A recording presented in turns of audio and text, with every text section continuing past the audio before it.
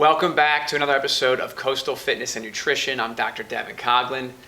Today we have a really cool episode that we're going to go through. We're going to be talking about healthy oils versus unhealthy oils. We're going to talk a little bit about fatty acid ratios.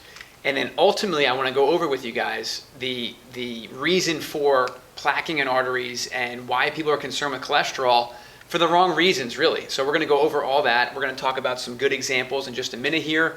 Again, make sure you subscribe to the Coastal Fitness and Nutrition channel on YouTube, and also make sure that you like our page. We're also on Facebook and Instagram, social media. All right, so let's dive in and get started here. Again, healthy versus unhealthy oils in our food and when we're cooking with.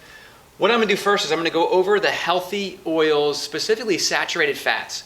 So these are going to be room temperature. They're going to be solid, at room temperature saturated fats. All right, the first example I have for you is coconut oil. Coconut oil gets a bad reputation because it's a saturated fat.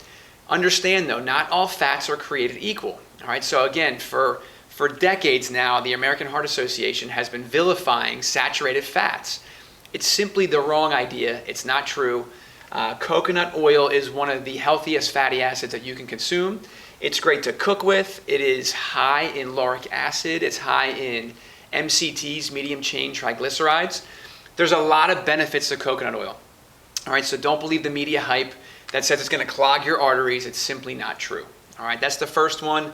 Really good to cook with as far as an oil goes because it has a high smoke point, means it can tolerate high heat. Okay. The next one I'm going to go over with you is good old-fashioned butter. Ideally, it's going to be grass-fed butter, meaning that the milk they use from the cows are cows that eat grass all day, solely grass, no corn and soy whatsoever. When cows eat grass, the fat in their body turns into omega-3 fatty acids. So if you're eating butter from grass-fed cows, all right, whether it's on toast you made or on some other carbohydrate snack you have, or you're cooking your eggs in grass-fed butter, that's actually also high in omega-3 fatty acids. It's also high in CLA, something called conjugated linoleic acid. Now again, butter has also gotten a bad rap over the years, and that was, again, it's pushing this whole false narrative of high cholesterol causing heart disease and heart attacks and strokes and things like that. It's simply not true. This is what our ancestors ate. This is what we should be eating. And again, if it's the right butter, it's not going to cause plaquing in your arteries and cholesterol problems. Again, both good for cooking at relatively high heats. Okay. The next one I have up here is good old-fashioned lard. All right, now specifically, this should also come from organic grass-fed meats, whether it be beef or organic pork or lamb or something along those lines.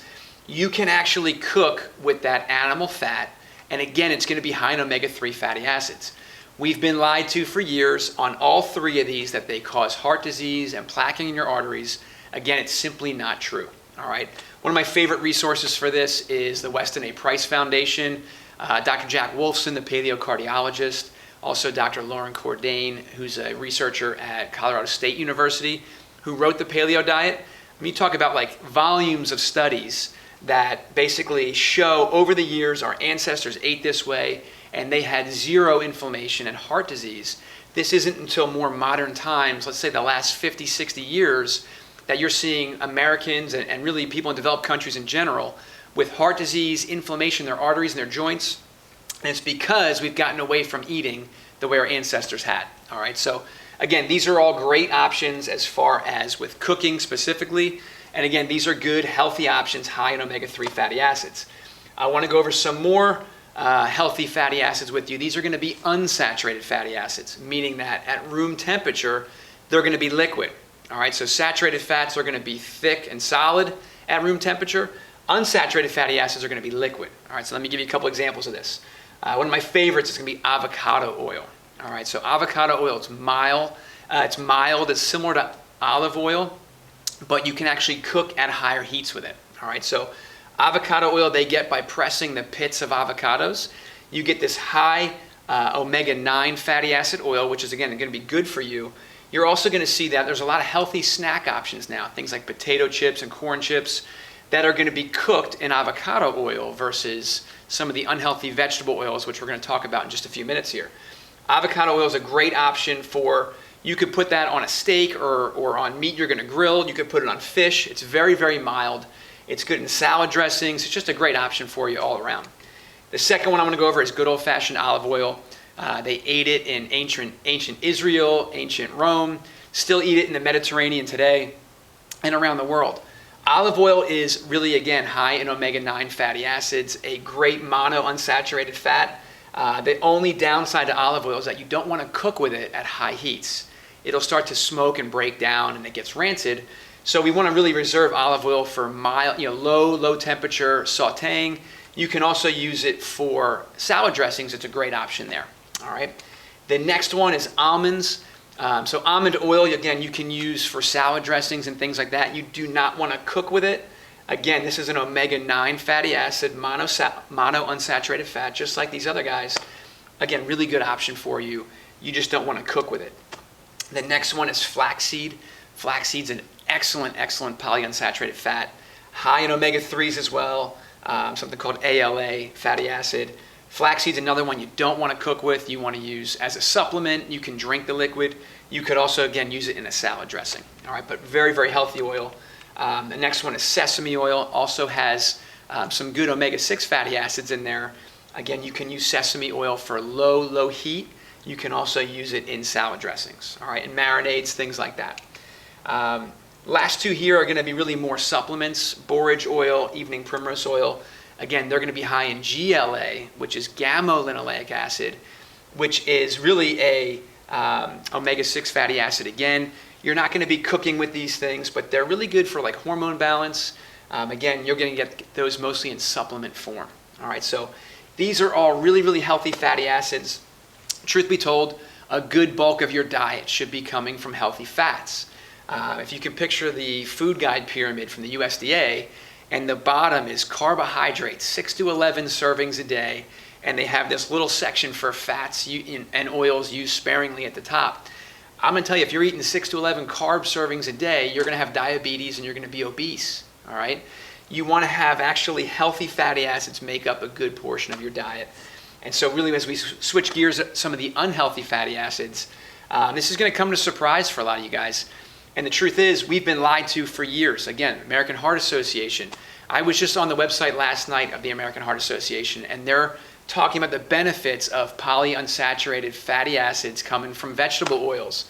And I'm going to tell you, this has been a lie from a long time going here. Again, I just want to start by lard, talking about lard from unhealthy meat.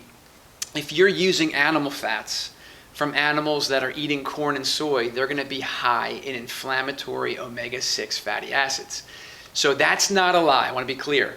Some meat is unhealthy, and the fat in some meat will cause problems and inflammation. All right. Again, that's going to be meat that's like conventional feedlot meat that's eating corn and soy. Omega-3 rich grass-fed beef is very different, or grass-fed meats are very different. So just to get that out of the way. But let's go through the list of vegetable oils. Sunflower oil, highly inflammatory. All right, it's going to be very high in omega-6s in a way that's going to cause joint problems, inflammation in your blood vessels, cause back pain, you name the inflammatory condition. Safflower oil is another one. Understand, these are cheap vegetable oils. So like snack companies that make chips and pretzels and tortilla chips and cookies and crackers, they use these oils because they're cheap, and they've basically gotten away with the lie that they're good for you, when the truth is they're absolutely not. Cottonseed oil is another one. Really unhealthy, extremely high in omega-6 and inflammatory oils. Another one here is going to be canola oil. Canola oil is actually a man-made oil that was made in Canada. That's why it's called that. Again, highly genetically modified, as are safflower, cottonseed oils. You're also going to see soybean and corn oil, very inflammatory. And again, these are going to be highly genetically modified. Don't recommend that for various reasons. Again, but these are going to be in all your snack foods. When you go to restaurants, they're cooking with these oils, and so you're going to feel inflamed and puffy. That's really common when you go out to eat, and that part of that reason is because of these oils.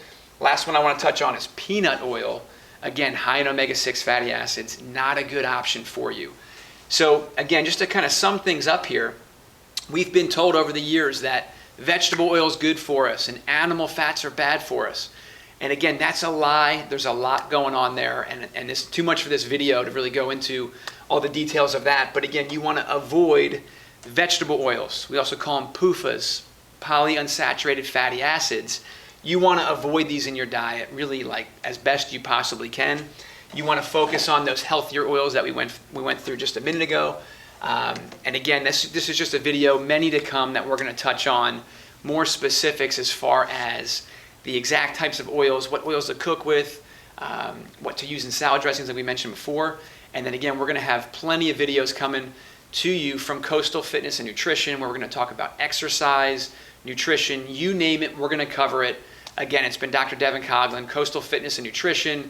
Like and subscribe, and we're going to get a ton of good information out to you.